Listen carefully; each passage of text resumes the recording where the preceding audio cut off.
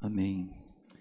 Que especial nós adoramos o nosso Deus que é tudo para nós. Como é maravilhoso adorar a Deus juntos, igreja. Adoramos Ele que fez tudo por nós, Ele que é tudo que nós temos e é o que há de mais maravilhoso, nosso Senhor. Vamos consagrar esse tempo com a palavra nesse instante mais uma vez. Obrigado, Senhor Jesus, por estarmos aqui na Tua casa, diante, Pai, desse privilégio de estarmos com o Teu corpo, a Igreja de Cristo, louvando, adorando ao Senhor, que é tudo para nós. Como é bom estar aqui na Tua presença e como é bom saber que o Senhor é tudo para nós e o Senhor venceu e nos deu vitória na morte, Pai. Contra a morte o Senhor venceu, o Senhor foi movido por um amor que a gente nem consegue compreender, um amor que nos constrange. Mas glórias ao Senhor, ó Pai, que a tanto nos amou, enviou Teu Filho precioso e amado por nós. Abençoe este momento com a Tua palavra, que em meio às palavras, em meio à leitura bíblica, a gente, Senhor Deus, seja desafiado, provocado, ó Pai, instigado mais uma vez, ó Pai, sempre na direção daquilo que o Senhor quer renovar, daquilo que o Senhor quer edificar, na direção daquilo que o Senhor quer construir nas nossas vidas e corações. É assim que nós oramos e suplicamos, no nome de Jesus. Amém. Irmãos, já dividi com alguns amados aqui nessa noite, no início do culto, que esse domingo é um domingo muito especial, porque é um domingo principal da nossa história, da nossa nova vida cristã, da nossa vida e caminhada com Deus, porque a gente pode dizer que possivelmente este é o nosso segundo aniversário, o mais importante aniversário até, porque foi por meio da morte de Jesus, só foi por meio da morte de Jesus que nós alcançamos nova vida. Foi por meio dele, foi por meio do que ele fez para nós e ele fez na cruz. Talvez sim, nós tenhamos e temos dias diferentes dos quais nós fechamos, nós realizamos nossa decisão por Jesus, nós falamos para ele que ele é o nosso Salvador, isso aconteceu em dias distintos, mas aceitamos a ele como nosso Salvador porque ele venceu. Na medida que ele venceu, foi lá que ele fez a obra completa que deu conta de nos religar ao Pai. E como é importante esse dia. Nós temos trafegado nesse mês dentro desse tema, religar, e que faz toda essa olhada, essa passagem pela história da salvação, pela história da redenção na Bíblia, em 4 pontos principais. Hoje é o nosso terceiro. E hoje é o terceiro e o principal, porque é a história, é o momento, é o instante que é o centro de toda essa história, que tem a ver com a pessoa de Jesus Cristo e a obra que Ele fez por nós. Tem a ver com esse evento da Páscoa, da sexta-feira da paixão, da qual Jesus se entregou para obedecer a Deus, para realizar esse plano perfeito que Deus estabeleceu. E, enfim, é o dia central dessa nossa série da Bíblia, que é do que a Bíblia fala e tudo mais.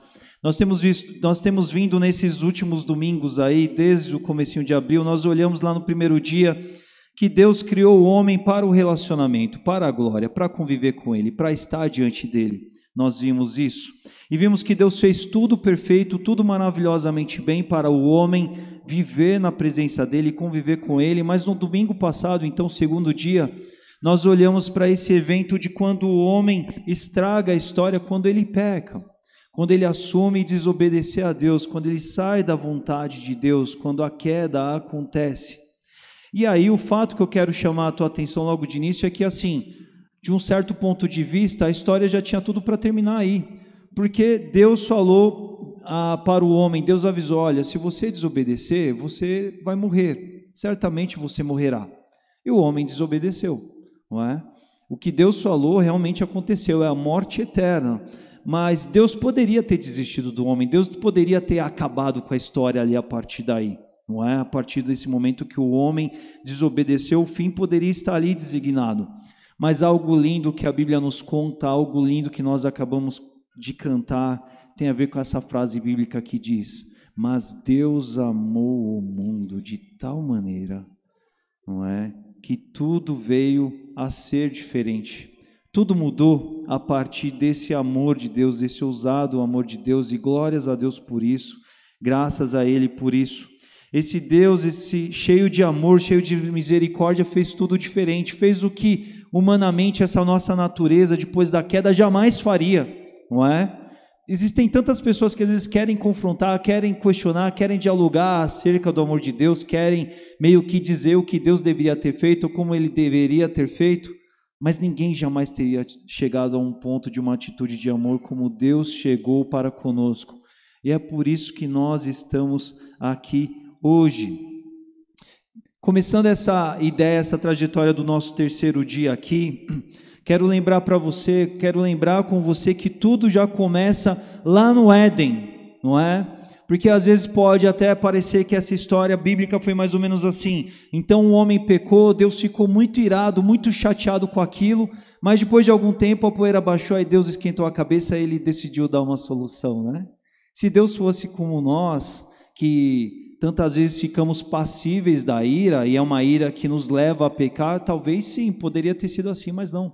Não foi isso, não é o que a Bíblia nos conta, porque Deus é um Deus perfeito, Deus é o Deus do amor, e a Bíblia conta que lá em Gênesis, já sequente, após o momento da queda, quando Deus encontra com o homem e dialoga com ele, Deus, sim, Ele responsabiliza o homem pelo pecado que ele cometeu, pelo pecado que entrou ali por meio da queda, porque a gente sempre precisa lembrar, eu falei isso hoje cedo na classe de batismo, as pessoas gostam muito de pensar em Deus e lembrar só de um ou de alguns atributos de Deus.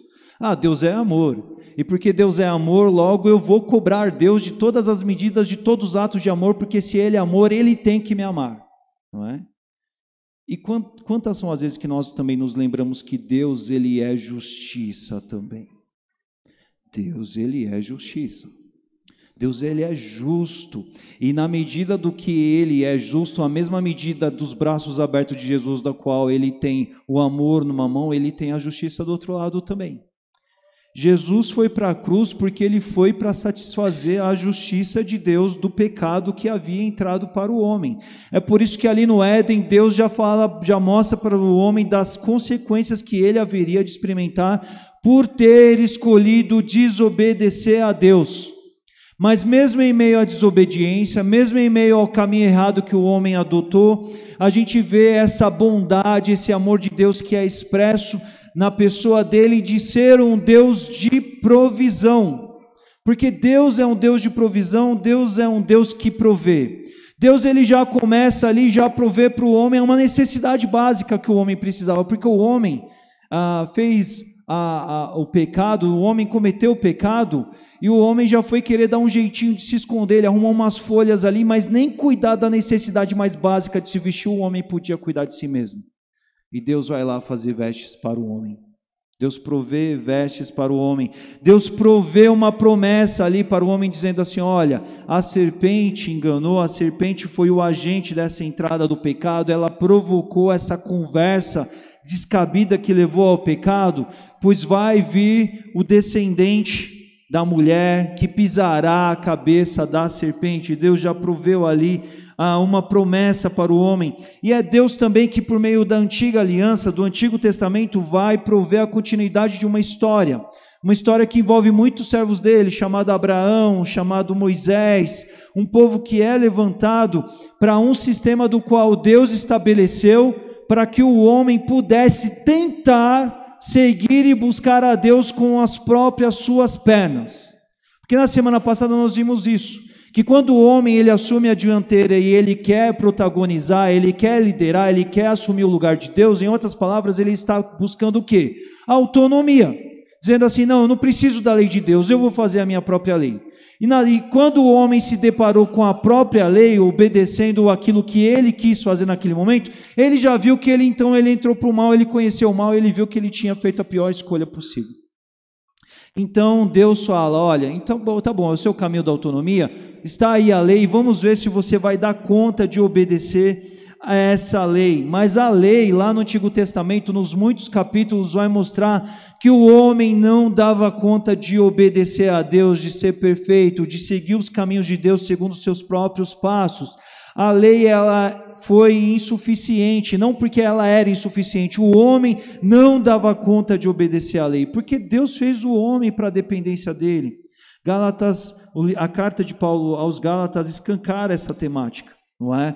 E então fica visível essa necessidade de que o homem precisa de um Salvador, de que o homem precisava de um Salvador para ser religado a Deus novamente, alguém que pudesse reconectar o homem a Deus. E por fim, Deus que é um Deus de amor, Deus que é um Deus grandioso, Deus que é um Deus da perfeição, Deus que é o Deus da graça, ou seja, do favor não merecido, Deus que é o Deus que deixa as 99 lá guardadas e vai buscar a 100ª ovelha, aquele que faz a obra completa e providencia Jesus para ser o nosso Salvador.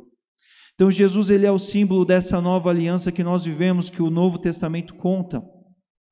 E aí então nós vemos que apesar de o homem ter feito, apesar do homem ter pecado, apesar do homem ter vivido a queda, Deus ainda amou o mundo. Esse terceiro dia a gente para falar sobre esse amor de Deus pelo mundo. Eu vou olhar com você aqui alguns textos bíblicos, nós vamos transitar hoje apenas lendo textos bíblicos, alguns separados aqui, que vão apontar para essa história da qual Deus empreendeu para nos salvar, para nos alcançar. Abra sua Bíblia comigo no Evangelho de João, no capítulo 3.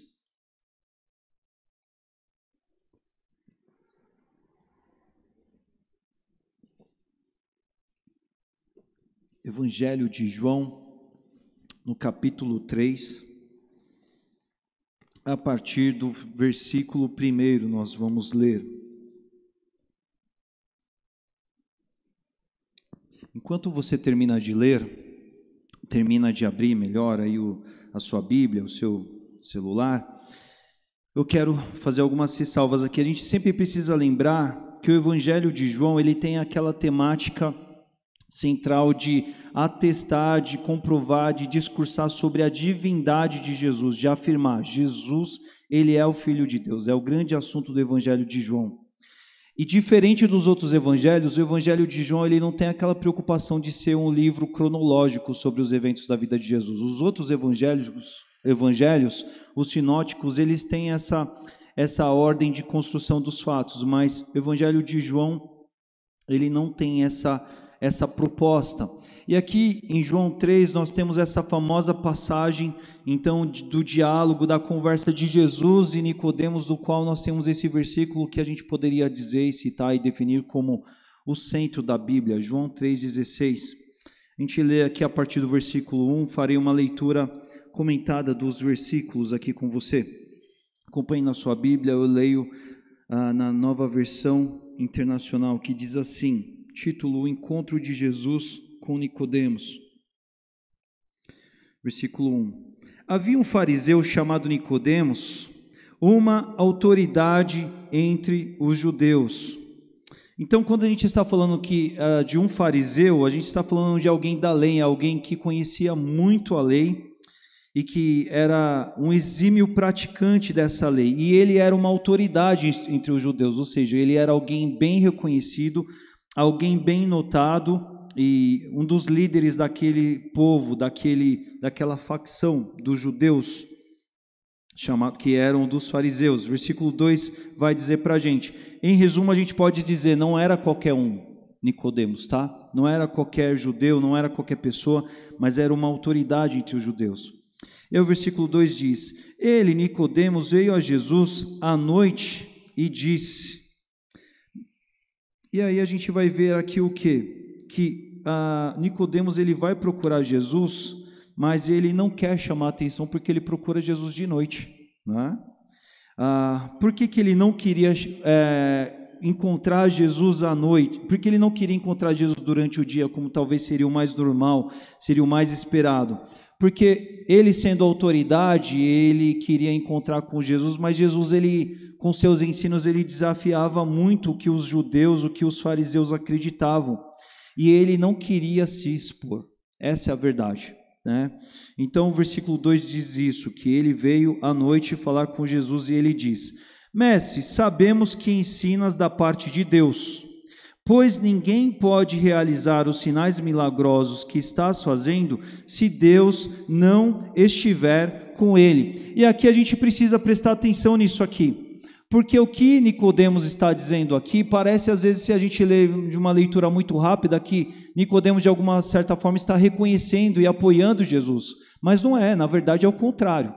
Na verdade, o que a gente vai ver é que Nicodemos, ele não está dando muito crédito para Jesus, não é? Por quê? Porque ele fala assim: mestre, sabemos que ensinas da parte de Deus, mas não porque pelo que o Senhor está ensinando, mas é porque a gente tem visto milagres naquilo que o Senhor tem feito, e a gente sabe que o quê? Que esses milagres que têm acontecido aí é coisa muito fora do normal, muito fora do comum, é só alguém da parte de Deus que pode fazer. Então Nicodemos, ele já está logo de cara dizendo assim: olha, Jesus, você estava dizendo muita coisa aí que assusta muito, confronta muito, é questionável, não dá nem para dar muito crédito nisso aí, mas a gente não pode descartar de que você está aí fazendo coisas da parte de Deus, não é? Por que isso? Porque os judeus, de uma forma geral, eles vinham da tradição do Antigo Testamento, e o grande comprovador para eles de que alguém estava por Deus e em nome de Deus era a realização de sinais e milagres. Era a figura profética lá que a gente vê de Eliseu, de Elias, Moisés, foram grandes líderes que atuaram em nome de Deus e eram reconhecidamente de Deus. Por quê? Porque por meio deles havia a manifestação de sinais e maravilhas. Então ele fala assim: olha, eu não posso desacreditar o que você anda dizendo, Jesus, porque afinal de contas a gente tem visto grandes milagres e grandes prodígios e maravilhas aí. Bom, aí a gente vai ter que acreditar nisso, a gente vai dizer que o que o Senhor ensina é da parte de Deus, porque a gente está vendo sinais, mas não por conta do que Jesus estava dizendo, nem por conta do que Jesus era, não é? E aí Jesus vem responder para Nicodemos, e Jesus, ele é bem direto. Jesus, ele é bem incisivo naquilo que ele precisa dizer, não é? Jesus, ele vem em versículo 3 e diz: em resposta, Jesus declarou: digo-lhe a verdade, ninguém pode ver o reino de Deus se não nascer de novo. E por que Jesus então vem numa resposta até que parece que está fora de assunto, está fora de contexto com Nicodemos? Na verdade não está.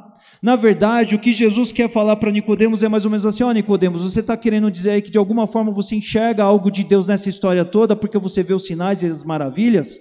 Mas eu quero te dizer uma coisa, Nicodemos: a gente só pode ver o reino de Deus quando a gente nasce de novo. Não é por causa de milagre, não é por causa de maravilhas, não é por causa de sinais. A gente só pode ver o reino de Deus quando de fato se nasceu de novo. E Jesus já está aqui numa linha muito direta, já respondendo assim, do porquê que Nicodemos estava naquela situação de não conseguir reconhecer em Jesus o Messias, de não reconhecer nas palavras, nos ensinos de Jesus, o próprio Jesus, mas precisar dos milagres para querer entender que ele de fato era o Filho de Deus.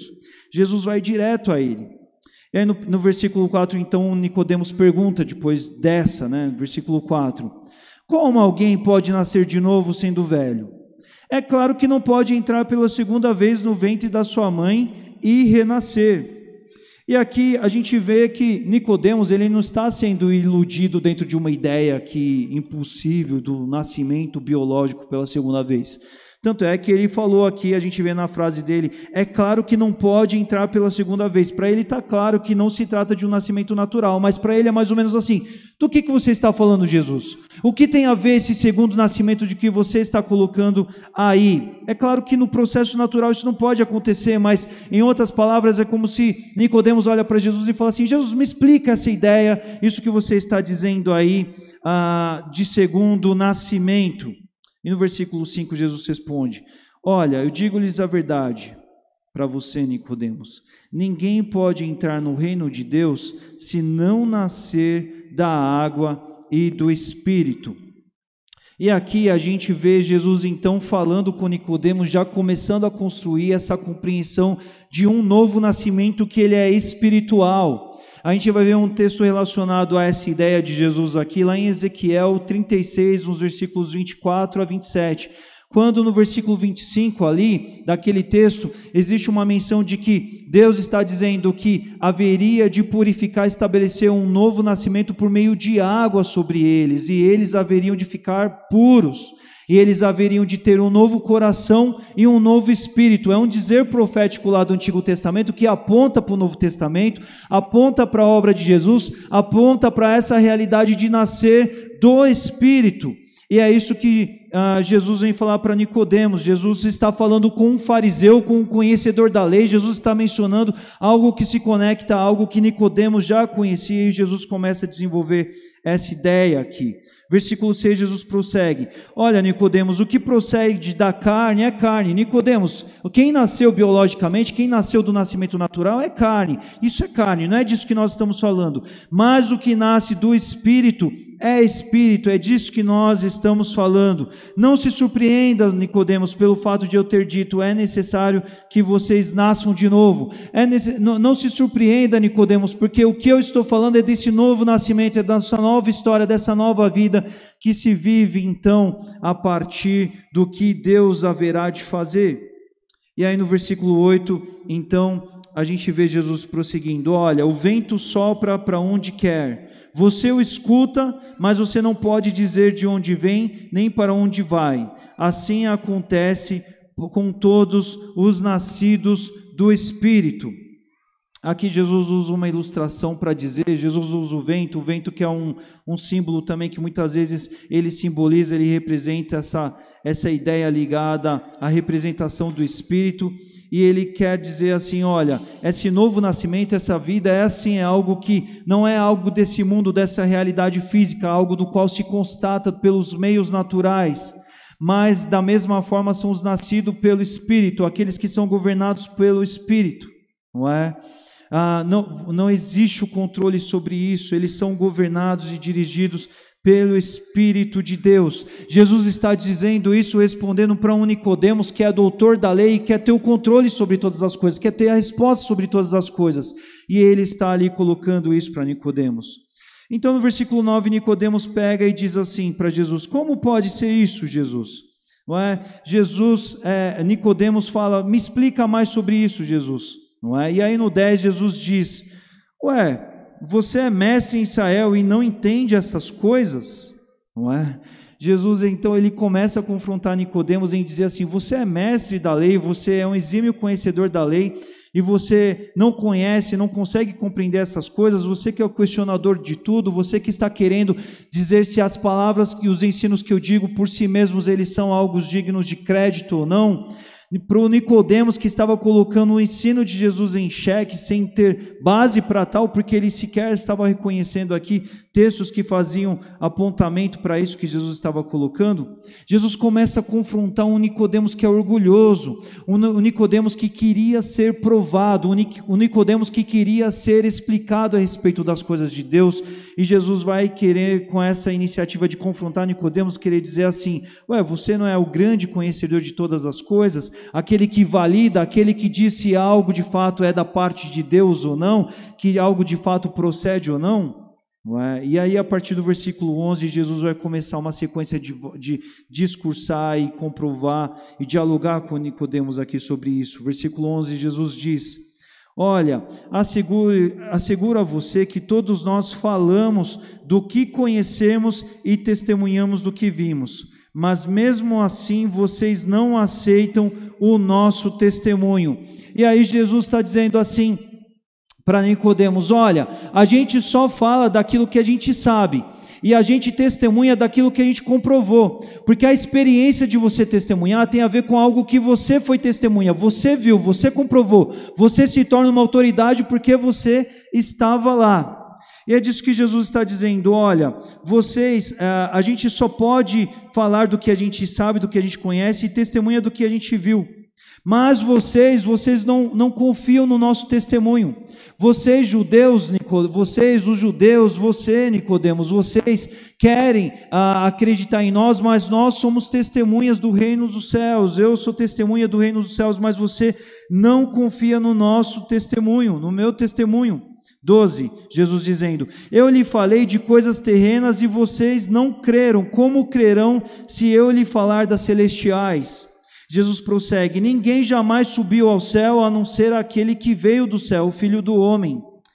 E aí Jesus está querendo dizer assim: eu sou o Filho de Deus, Eu sou o Filho do Homem, eu estive na presença do Pai, eu sou aquele que sou testemunha do que vi, do que ouvi, do que recebi do próprio Pai, e eu desci do céu, estou aqui para testemunhar para vocês. Eu estou dizendo, eu estou ensinando, mas vocês, Nicodemos, vocês judeus, a respeito do que eu digo, a respeito do que eu ensino, vocês param, olham, escutam isso, e vocês não conseguem acreditar, porque isso vai na contramão daquilo que vocês esperavam, isso vai na contrariedade daquilo que vocês elaboravam como Messias. Eu não sou o Messias que vocês idealizavam, mas eu sou o Messias, o Filho de Deus, que representa a verdade, mas vocês não conseguem crer em mim, porque o que eu sou de fato, por essência, o que eu testemunho, o que eu falo, porque eu conheço da parte de Deus, vocês não acreditam nisso, porque isso não bate com aquilo que vocês acreditam. Porque na verdade vocês querem somente encontrar com o Messias da imaginação de vocês. Mas vocês precisam dos milagres, e precisa do milagre para vocês crer naquilo que eu tenho sido e representado da parte de Deus. Jesus está confrontando um Nicodemos aqui, que está cheio de ser o doutor da lei, de entender das coisas, de querer respostas, mas alguém que não estava pronto para se submeter a Deus, alguém que não estava pronto para receber Jesus o Filho, receber Jesus o Messias, porque é isso que desde o Éden aconteceu, se a gente bem se lembra da semana passada, é essa autonomia que surge no homem em querer dizer para ele mesmo, em dizer assim, eu preciso ser esclarecido das coisas, alguém precisa me dar provas para que eu acredite, porque eu que mando nessa história aqui, eu sou aquele que precisa estar confortável diante do que se coloca para mim. Mas a grande pergunta é, existe submissão nisso? Existe humildade nisso? E é nisso que Jesus está provocando Nicodemos. Jesus está querendo dizer, olha, como vocês vão participar do reino de Deus se vocês não conseguem se submeter a mim como o Messias que chegou da parte de Deus, testemunhando da parte de Deus, falando daquilo que eu conheço da parte de Deus. Eu estou aqui com os ensinos e vocês, ao invés de aproveitarem como tantos estão aqui aproveitando, vocês estão questionando, vocês estão dentro da sua lei, dentro do seu modo de ver, dentro do seu modo de entender, vocês estão aqui elaborando perguntas e respostas do porquê sim, do porquê não, porque vocês não abrem mão da sua idealização de Messias, vocês não abrem mão do seu entendimento de quem haveria de ser o Cristo, vocês não abrem mão do seu próprio ego para se submeter a Deus.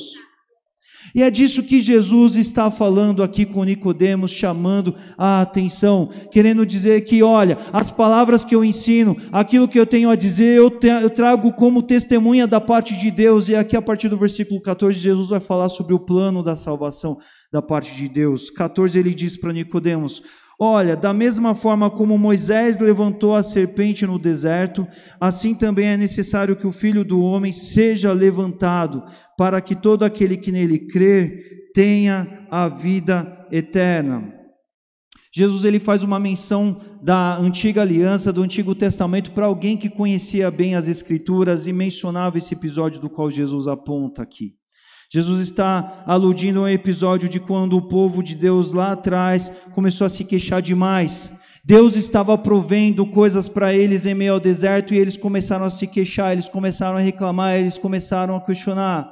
E eles sofreram as consequências dessa ingratidão, eles sofreram as consequências dessa rebeldia. O episódio ali conta, está lá em Números 21, você pode ler depois, que surgiram serpentes e começaram a tomar aquela grande população e começaram a matar muita gente ali por meio dessas serpentes que picavam as pessoas. Mas Deus orientou a Moisés a prover uma solução ali. Deus estipulou para que Moisés erguesse uma serpente de bronze e todo aquele que olhasse para aquela serpente, mesmo tendo sido picado pela serpente, ele era salvo da morte. E é nisso que Jesus faz essa comparação para dizer para Nicodemos, da mesma forma como lá atrás, lá no tempo de Moisés, a serpente foi erguida no deserto, e todo aquele que era picado, aquele que olhasse para ela alcançava a cura, o Filho do Homem haverá de ser levantado para que todo aquele que olhe para ele e o diga, ele é o meu Salvador, o encontre nele a vida eterna. Porque tudo isso por quê? Versículo 16. Sabe por quê, Nicodemos?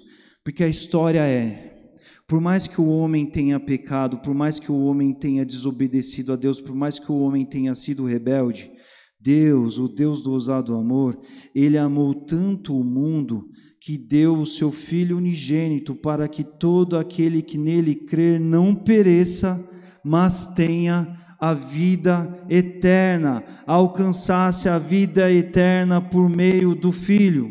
No 17, Jesus continua: pois Deus enviou o seu Filho ao mundo, não para condenar o mundo, mas para que este fosse salvo por meio dele. O que Jesus está querendo dizer? Olha, Deus não enviou Jesus ao mundo para condenar o mundo, porque o mundo já estava condenado.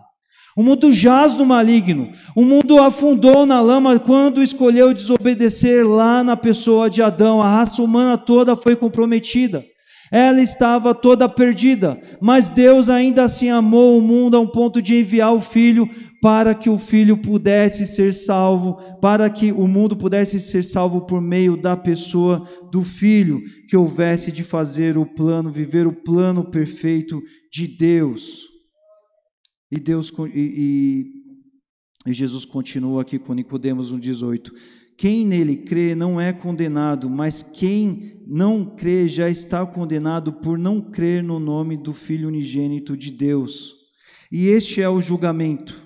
A luz veio ao mundo, mas os homens amaram as trevas e não a luz, porque as suas obras eram más. Quem pratica o mal odeia a luz e não se aproxima da luz, temendo que as suas obras sejam manifestas. Mas quem pratica a verdade vem para a luz, para que se veja claramente que as suas obras são realizadas por intermédio de Deus. Então Jesus encerra aqui esse trecho aqui com Nicodemos, dizendo assim: é essa a história, Nicodemos. Deus amou o mundo e enviou Jesus para que por meio dele a condenação fosse superada. E o julgamento é esse. A justiça de Deus pode ser satisfeita por meio de Jesus, por meio do Messias que veio ao mundo e veio trazer a luz. O texto ele é bem provocativo aqui, porque os autores acreditam, inclusive, que Nicodemos procurou Jesus à noite. E Jesus aqui, em meio à noite, faz uma troca de ideias aqui com Nicodemos, apontando para essa ideia da luz, de dizer assim: olha, vocês estavam me procurando em meio às sombras, mas a vida no Filho, a vida de submeter a Deus, a vida de precisar de um Salvador e estar nele, essa vida de buscar a luz, essa vida de entender que eu preciso da luz para que a luz venha, me mostre quem eu sou e eu seja então de fato abraçado por esse Salvador. Eu preciso desejar essa luz, eu preciso buscar essa luz que se manifesta, essa luz que mostram as obras para que eu ande na luz como ele na luz está, segundo o texto que João também nos diz, uma das cartas de João. E Jesus então fala sobre essas ideias, querendo dizer: Nicodemos, você precisa sair desse pedestal de alguém que quer julgar, que quer ser as coisas, que quer entender as coisas, que quer deter o domínio, que quer confiar no seu próprio entender, no seu modo de confiar, de entender, de depurar as coisas, mas não é pelo que você entende, mas é pela fé no Filho. Porque Deus enviou o seu Filho ao mundo para que todo aquele que nele cresce. É por meio da fé que se alcança a vida eterna, é por meio da fé no Filho que salva, na fé no Filho que faz a obra completa. E Jesus estabelece isso para Nicodemos aqui, dizendo: Nicodemos, não é pelo seu entender, Nicodemos não tem a ver com a sua própria lei, não tem a ver com a sua prática da lei, do qual você é doutor, mas nem nela mesma você está firmada, mas tem a ver com a dependência de um Salvador que Deus enviou porque tanto amou ao mundo. Vá comigo agora para Mateus 27, nós vamos ler mais um trecho aqui. Mateus 27, nós vamos ler alguns versículos. Mateus 27, versículo 50.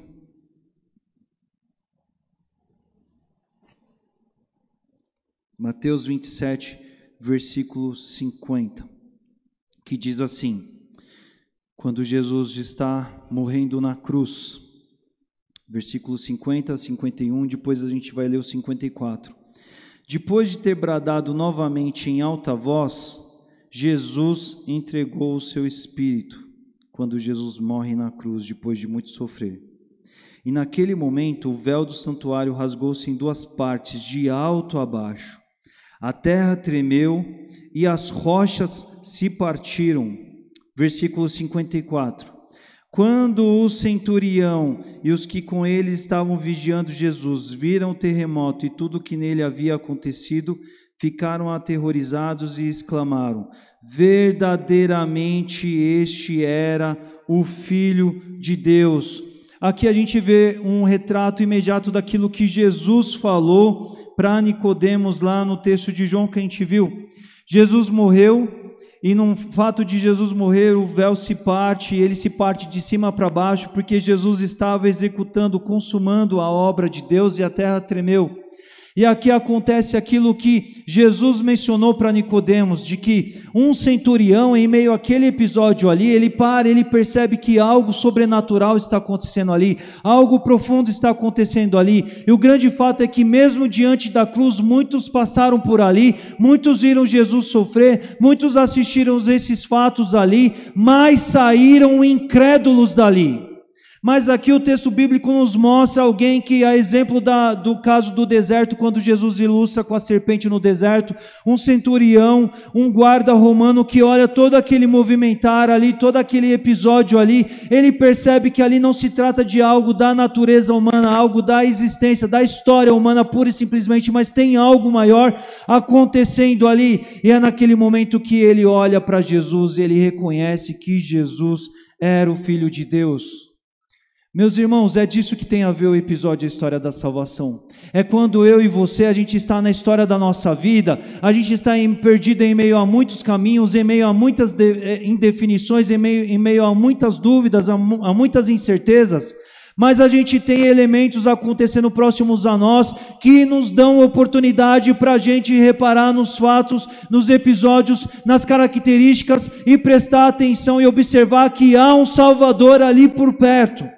E a grande pergunta, a grande indagação, a grande questão que vai nos posicionar diante dessa situação é: quem somos nós diante dessa situação?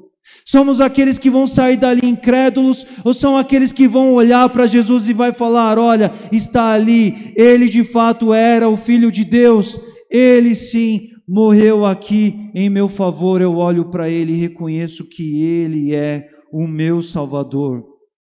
Foi isso que aconteceu com esse centurião aqui, mesmo em meio diante de uma situação inusitada.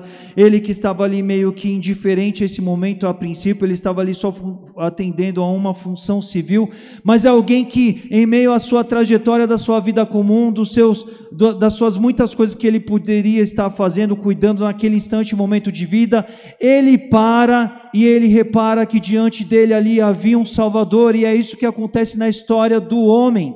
Deus, ele chacoalha as coisas, Deus, ele permite que eventos aconteçam, Deus não permite que coisas saiam do normal para que a gente entenda e compreenda que há um Salvador por perto. Nicodemos estava ali diante do próprio Jesus e estava questionando, ele estava percebendo coisas, dúvidas surgindo, questões nascendo, e ao invés de ele se colocar em submissão e se render diante daquilo, ele quer validar, ele começa de alguma forma a querer lutar, a brigar com aquilo ali. Mas não, aqui a gente vê um centurião que nesse episódio da cruz, ele olha para todo aquele redor e ele fala assim: não é possível, de fato existe alguém aqui morrendo, e não é alguém qualquer, é o Filho de Deus. Abra comigo lá em Lucas 23 agora, mais um texto que a gente vai ler, também contando sobre a cruz, um retrato, um recorte da cruz. Lucas 23.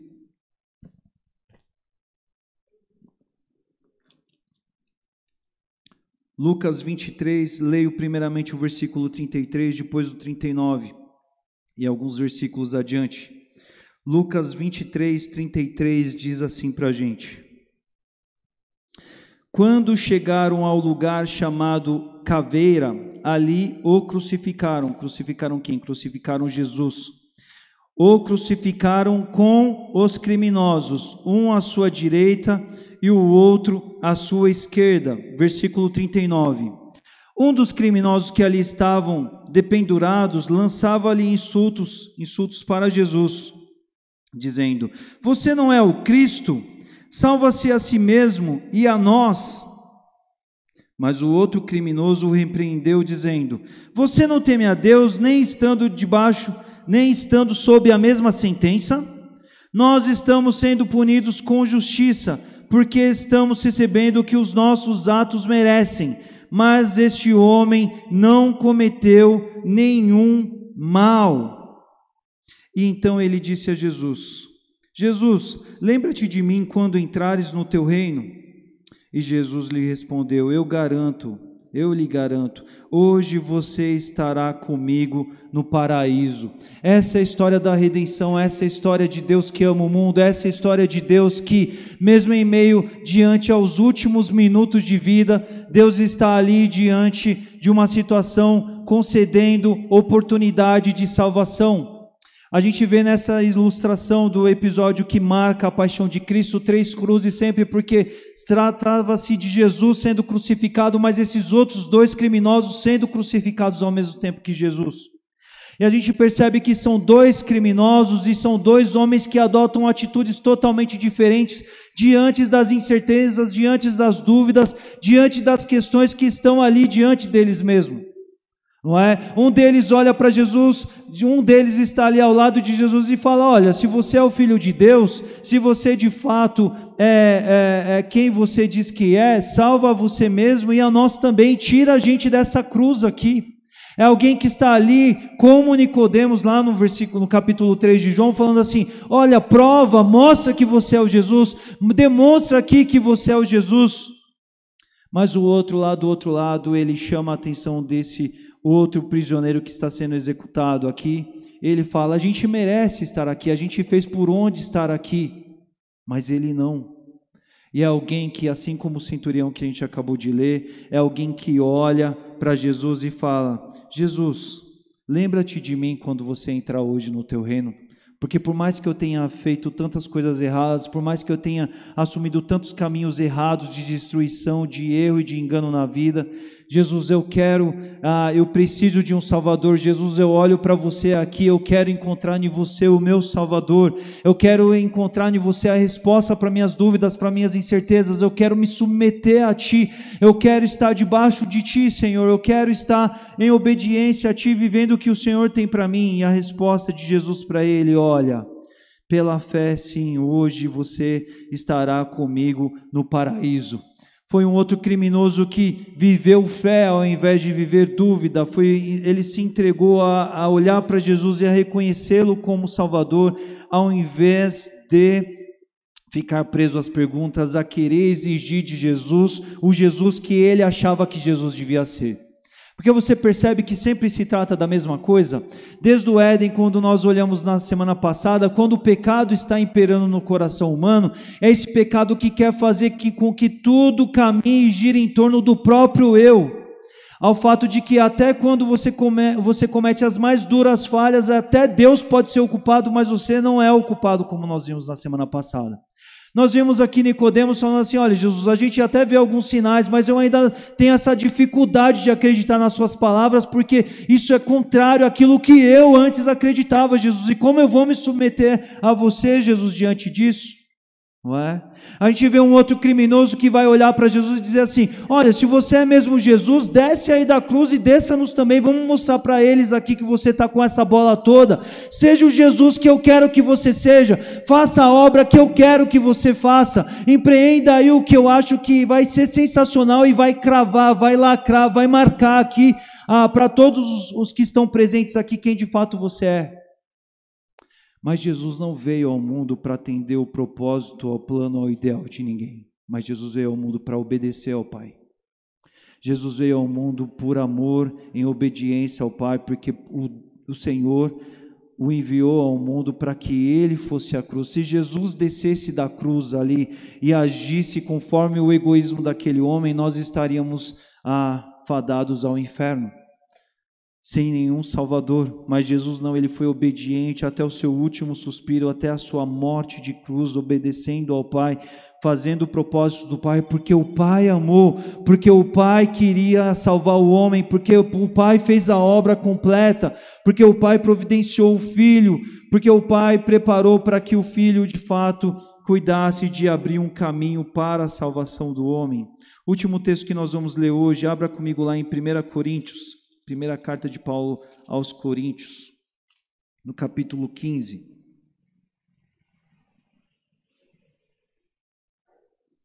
primeira carta de Paulo aos Coríntios, no capítulo 15, versículos 21 a 22 e depois no 45. Nós vamos ler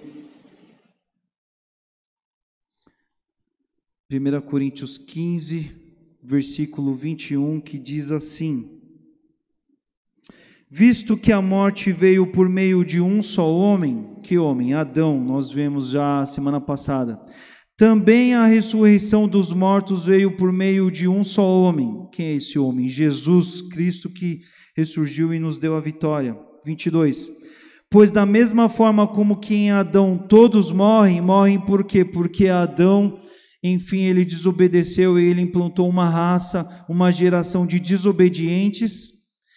Em Cristo todos serão vivificados. Em Cristo nós adquirimos a nossa salvação. Em Cristo nós recebemos, quando nós aceitamos Ele como nosso Salvador, nós o recebemos como nosso Salvador. O Espírito vem morar na nossa vida, nos faz nossa nova criatura e nós então somos vivificados, conforme o texto aí nos disse. Versículo 45 do mesmo capítulo diz assim, 1 Coríntios 15, 45.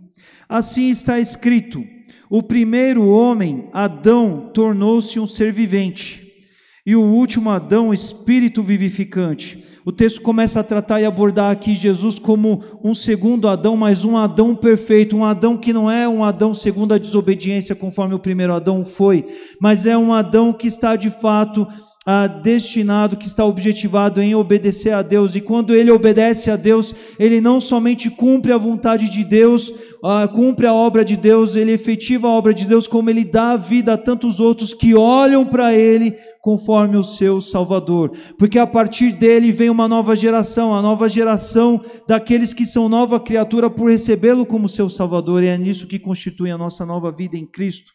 46. Não foi o espiritual que veio antes, mas o natural, ou seja, o Adão. E depois dele veio o espiritual, Jesus, providência de Deus para que a gente alcançasse a salvação. 47. O primeiro homem era do pó da terra, o segundo homem dos céus. E Paulo está traçando essa contraposição entre o que um Adão foi e o que o outro Adão veio a ser, no caso Jesus, homem perfeito diante de Deus para nos salvar. Os que são da terra são semelhantes ao homem terreno, são semelhantes do ponto de vista de estarem debaixo dessa natureza, essa natureza do pecado, essa natureza que quer desobedecer a Deus e vive a revelia de Deus sem se importar com Deus. Mas os que são dos céus ao homem espiritual. E por que Paulo diz isso? Porque à medida que nós nos ligamos a Cristo, à medida que nós se conhecemos a Jesus como nosso Salvador, Ele é a nossa nova geração, nós somos filhos de Deus por meio de Jesus Cristo, nós somos nova criatura por meio de Jesus Cristo, somos nova linhagem do céu, alguém que tem a imagem do homem celestial, porque Jesus traz a mentalidade de Cristo, Jesus traz um novo jeito de pensar, um novo jeito de viver a vida, a nova religião de fato a se viver, uma vida para Deus, para estar conectado novamente a Deus, religado novamente a Deus.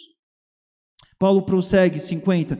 Irmãos, eu lhes declaro que carne e sangue não podem herdar o reino de Deus, nem o que é perecível pode herdar o imperecível. O que Paulo está querendo dizer aqui? Que essa nossa natureza humana caída, pecaminosa, autônoma por si só, ela não pode herdar o reino de Deus, ela não pode herdar o reino dos céus.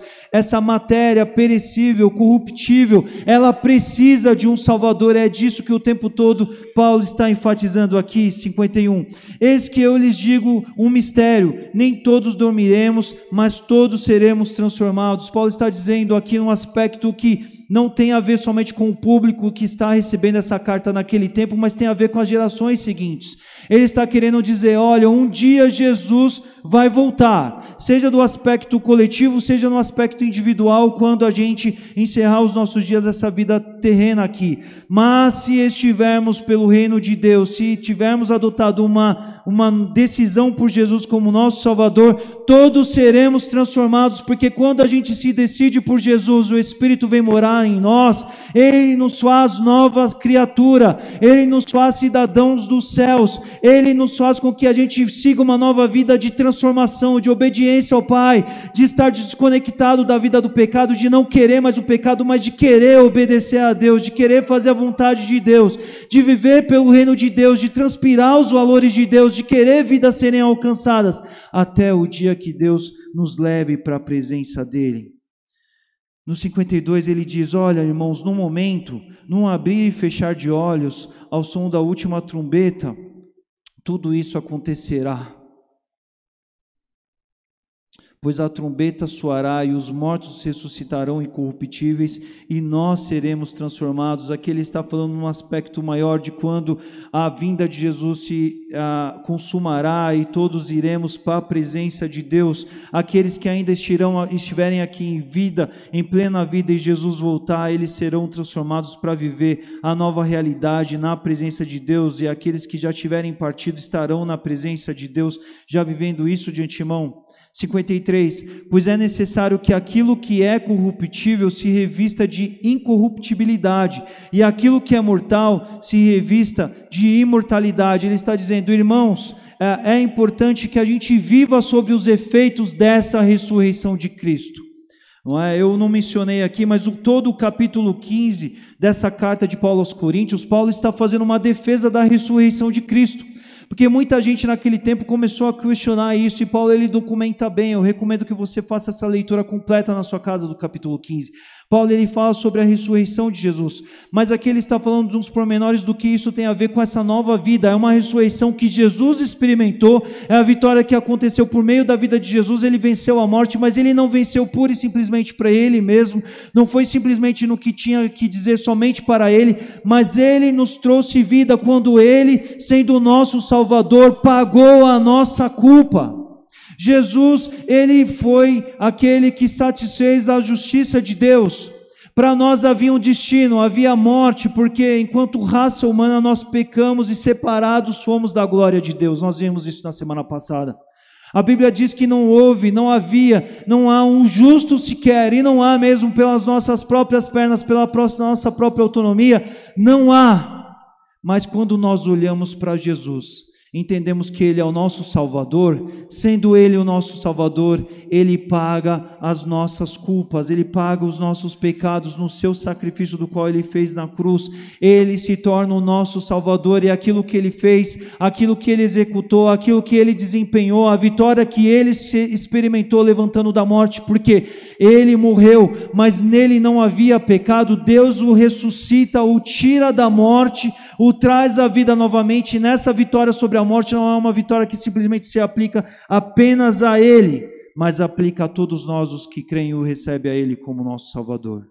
É por isso que Paulo fala, é importante, é necessário que aquilo que é corruptível se revista de incorruptibilidade, e aquilo que é mortal se revista de imortalidade. É importante, irmãos, que vocês vivam a nova vida. Vocês estão aí nesse chassi ainda de carne e osso, mas vivam a nova vida de Cristo na vida de vocês. Anulem, mortifiquem as obras da carne, como também o Novo Testamento nos diz. Abandonem tudo aquilo que tem a ver com a vida distante de vocês, com a vida do velho homem, mas vivam a nova vida, a nova criatura. Viva já aquilo que vai de fato levar vocês a viver a vida de Deus aqui, até o momento em que Deus os leve para a presença dEle. E quando, porém, 54, o que é corruptível se revestir da incorruptibilidade, e o que é mortal de imortalidade, então se cumprirá a palavra que está escrita: a morte foi destruída pela vitória. Onde está, ó morte, a sua vitória? Onde está, ó morte, o seu aguilhão? Isso aqui aconteceu com Jesus, e isso aqui é o que acontecerá conosco quando nós passarmos dessa vida e formos nos encontrar com Jesus, seja na volta dele, seja quando ele nos chamar. No versículo 55, o que ele está dizendo é: onde está, ó morte, a sua vitória? Onde está, ó morte, o seu aguilhão? No 56 ele diz: o aguilhão da morte é o pecado, e a força do pecado é a lei. O que esse versículo está querendo nos dizer? O aguilhão, a arma da morte contra a vida do homem é o pecado, porque é o pecado que nos distancia de Deus. Mas quando nós olhamos para Jesus, Quando nós miramos a Ele e dizemos que Ele é o nosso Salvador, a morte ela está superada. Há vitória sobre a morte na pessoa de Jesus Cristo, e ela não tem mais nenhuma força, nenhum poder sobre nós, porque nós somos nova criatura na pessoa de Cristo Jesus. Nós temos vitória, e é isso que o 57 vai nos dizer, Paulo dizendo: mas graças a Deus que nos dá a vitória por meio do nosso Senhor Jesus Cristo. Paulo está dizendo: glórias a Deus que nos fez vitoriosos por meio desse amor que o fez enviar Jesus, por meio de Jesus que veio e fez essa obra de obediência, de atendimento ao amor do Pai, e nos permitiu sermos religados a Ele novamente por meio do seu sacrifício. É isso que Paulo está falando aqui em meio a todos esses textos. Paulo está falando sobre essa experiência do qual está reservada para nós de sermos religados a Deus, conforme Deus nos criou lá no princípio para sermos, para estarmos, para vivermos na presença dEle, para caminharmos na presença dEle. Quando o homem peca, o homem está separado de Deus. Quando o homem, ele já nasce em pecado, porque a Bíblia nos diz que já em pecado, nós, dos nossos próprios pais, da raça humana, nós já herdamos o pecado. Mas na pessoa de Cristo Jesus nós podemos ser salvos por meio da vitória que Ele obteve por nós, para nós, em obediência ao Pai, na cruz. E quando nós falamos dessa história linda e maravilhosa da redenção, da salvação do homem, essa história que tem a ver com Jesus que por amor, naquela sexta-feira, se entregou por nós, meus irmãos. Tem a ver com esse Jesus que é ressurreto dos mortos pelo Pai. Ele vence a morte porque nele não se achou pecado na sua própria vida. Ele foi o Cordeiro perfeito de Deus, sacrificado, imolado em favor dos nossos pecados. Ele satisfez a justiça de Deus e ele veio a ser aquilo que a Bíblia nos mostra aqui nesse trecho maravilhoso. Ele veio a ser o Adão perfeito. E nós, por meio da pessoa de Jesus Cristo, somos a nova geração, essa geração, nova criatura que vem dessa herança de Jesus Cristo, filhos de Deus, porque nascemos agora do Espírito, conforme Jesus falou para Nicodemos, nascemos do Espírito, somos cidadãos do reino, somos cidadãos dos céus, somos filhos de Deus, somos dessa linhagem, nova criatura para viver o centro, a vontade, os objetivos de Deus, conforme aquilo que Ele nos chamou. E Deus nos chamou para tudo isso por meio de Jesus, para que a gente viva de novo o relacionamento e a glória, conforme aquilo que Ele nos criou para viver lá no princípio. Tudo isso pode ser novamente capaz, possível por meio da pessoa de Jesus Cristo. Tudo isso pode ser mais uma vez possível porque é Jesus que nos religa ao Pai. E essa é uma alegria, essa é uma vitória que está da parte de Deus para as nossas vidas, para os nossos corações. E nós temos falado nesse mês sobre essa história da salvação, essa história do amor de Deus, um Deus que amou tremendamente a mim e a você. Deus que fez a obra completa, Deus que enviou Jesus quando homem nenhum poderia ser perfeito para obedecer a Deus e representar dessa forma. Deus enviou o seu Filho, o Filho veio em obediência, veio em amor, veio viver tudo isso e hoje nós podemos viver essa nova vida na maravilhosa presença de Deus, meus irmãos. E somos chamados para a luz, para viver na luz. Nós somos chamados para a luz para viver nas sombras, não somos chamados para a luz para viver segundo o nosso antigo modo de viver, mas somos chamados para viver as obras do reino de Deus, somos chamados para viver nova criatura o tempo todo, somos chamados para viver a partir do novo Adão que nos dá a nossa nova identidade. Enquanto nós estivermos nesse corpo aqui, nós ainda tantas vezes seremos desafiados ou chamados ou convidados ou até instigados e seduzidos a querer a pecar. Mas na vida daquele que se encontrou com o seu Salvador, na vida daquele que é nova criatura segundo Jesus, naquele que tem agora o Espírito Santo morando dentro de si, ele precisa olhar para essa nova vida dele e falar assim: é essa vida que eu vou viver, é essa vida que eu vou lutar para viver, é essa vida que eu vou empreender em viver, renunciando a todo o pecado. O pecado, quando ele acontecer, ele será uma falha, ele será um acidente de percurso, ele não será algo decidido. Adão lá no Éden, ele pensou, ele articulou, ele cogitou e ele fez decisão para pecar. E Deus não nos chama mais para fazermos decisão para pecar, mas Deus nos chama para sermos segundo o novo Adão, segundo Jesus Cristo, aquele que obedeceu a Deus em todo o tempo, de todas as formas, de todas as maneiras. A Bíblia fala que Jesus foi tentado das mais variadas formas, mas Ele permaneceu fiel. Ele permaneceu fiel por meio da sua palavra. Ele perseverou em fazer a vontade do Pai, mesmo diante de desafios das quais Ele viveu, como está separado de Deus quando Ele viveu, quando Ele estava ali na cruz, por levar todos os nossos pecados, apesar de ter dito para Deus aquilo que angustiava o seu coração, Ele ainda diz: mas Pai, faça a tua vontade, eu vou obedecer, eu não vou abrir mão de viver a obediência, eu não vou abrir mão de viver segundo aquilo que o Senhor deseja.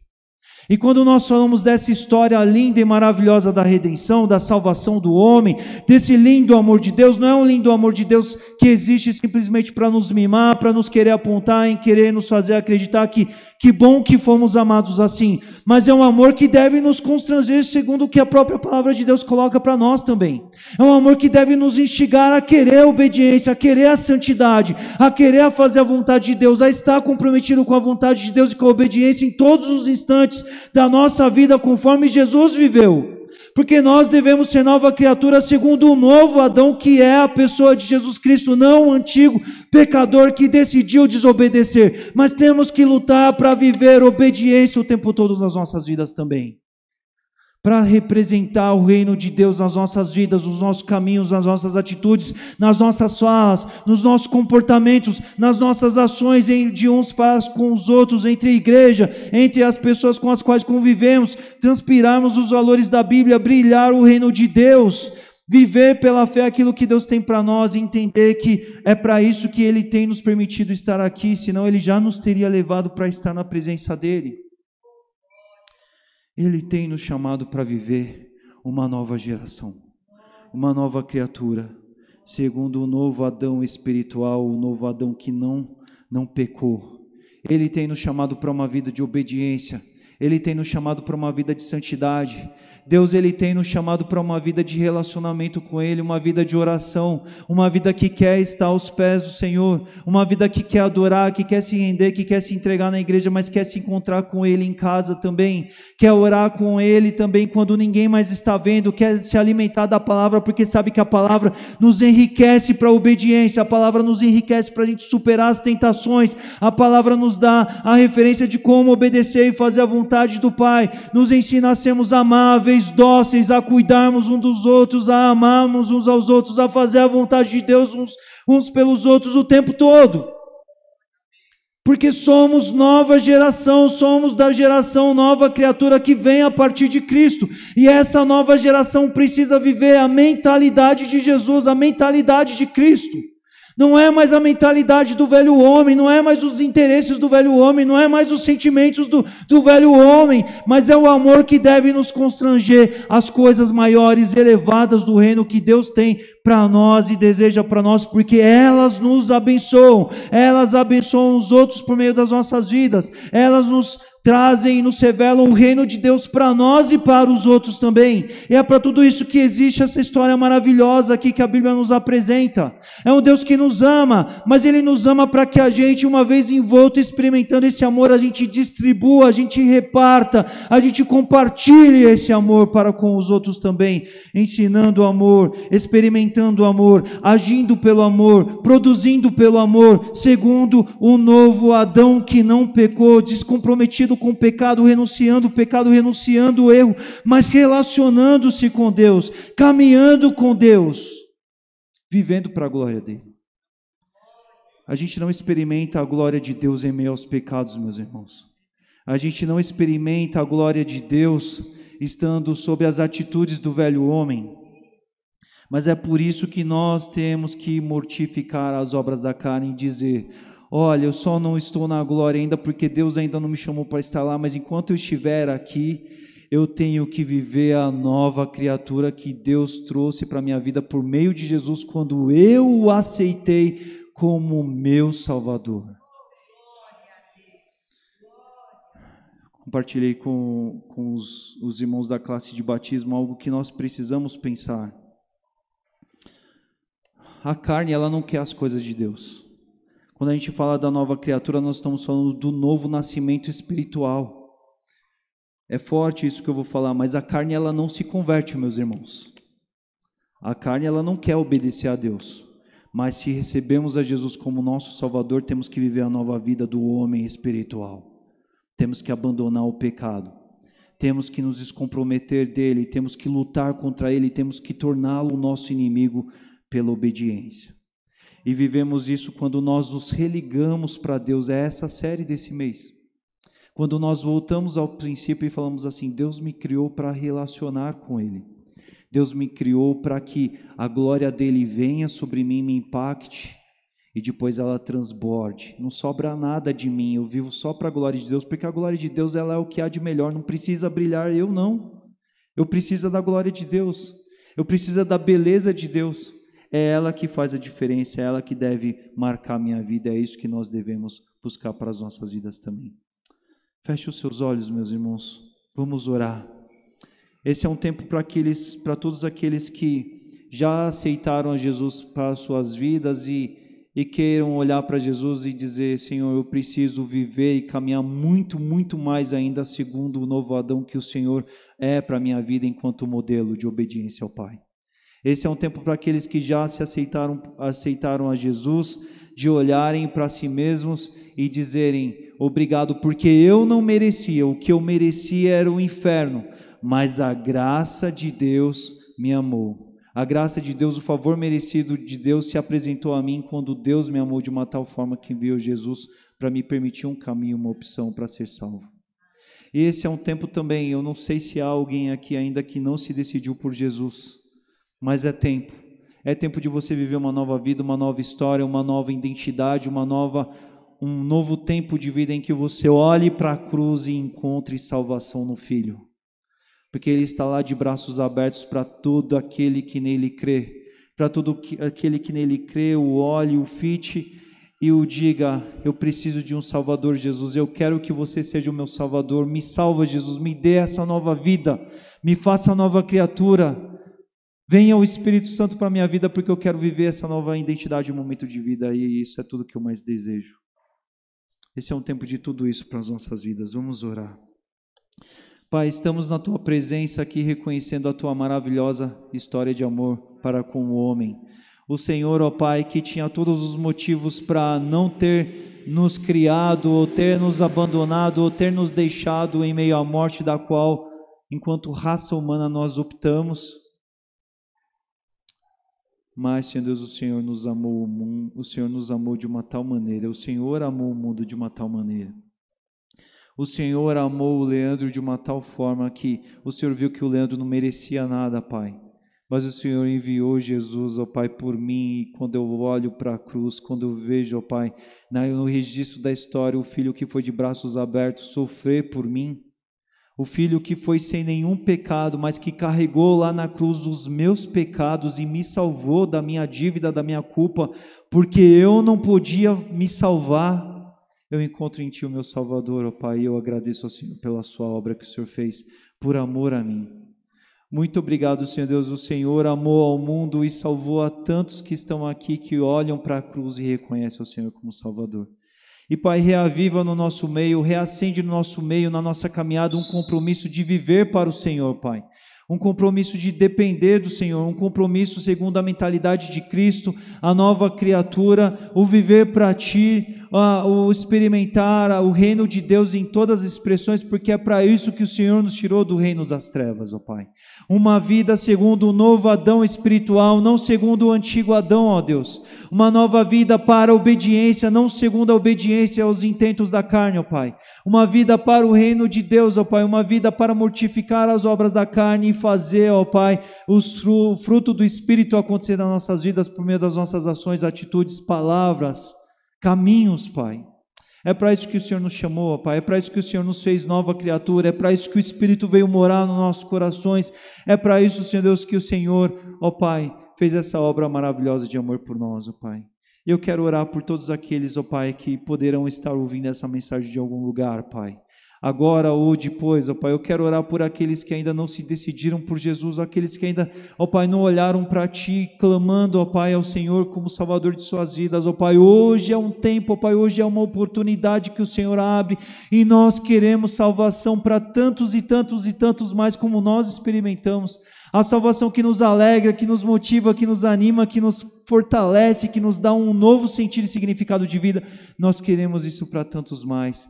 E nós oramos, ó Pai, acrescente e traga a salvação àqueles que não creem, ó Deus, aqueles que estão próximos de nós, ó Pai, aqueles que estão, ó Pai, no convívio da nossa igreja e ainda não experimentaram a graça, ainda não tomaram essa decisão, que haja um quebrantamento, ó Pai, que haja salvação, porque essa casa é para ser casa de oração e casa de salvação o tempo todo, por todos os seus dias, ó Pai, e use-nos para isso, ó Pai, use-nos para viver o reino, use-nos para viver a obediência, use-nos para viver, ó Pai, essa nova cidadania e divulgá-la para tantos e tantos que ainda não creem e precisam de um Salvador, Pai. É assim que nós oramos, é assim que nós te agradecemos pela Tua grande obra sobre nós, Pai. Muito obrigado, Senhor Deus, pela ressurreição.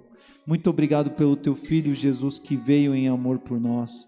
Muito obrigado, Senhor Deus, pelo terceiro dia em que o sepulcro estava vazio, ó Pai, a tumba estava vazia, ó Pai, porque o Senhor ressuscitou, o Senhor venceu a morte e nos deu nova vida e nos deu vitória na pessoa do Teu Filho. Muito obrigado, nós te louvamos e te adoramos por isso, no nome de Jesus, Senhor.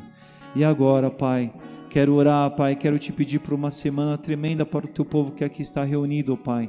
Visite-nos, ó Deus, e faça-nos buscar o relacionamento que o Seu Filho nos resgatou por meio da cruz, ó Pai, uma vida para a glória, ó Pai, uma vida, ó Pai, para o relacionamento com o Senhor, para brilhar, ó Pai, o Teu reino, a nova criatura que o Senhor nos fez ser na pessoa do Teu Filho Jesus, ó Pai, e que o Teu amor, o amor de Deus o Pai, o ousado amor, ó Pai, esteja sobre todos nós, Pai, que a graça salvadora de Jesus Cristo, que a comunhão e as consolações do Santo Espírito de Deus esteja, ó Pai, sobre todo o povo de Deus, aqui reunidos nessa igreja e por toda a face da terra, hoje e para todo sempre nós te oramos.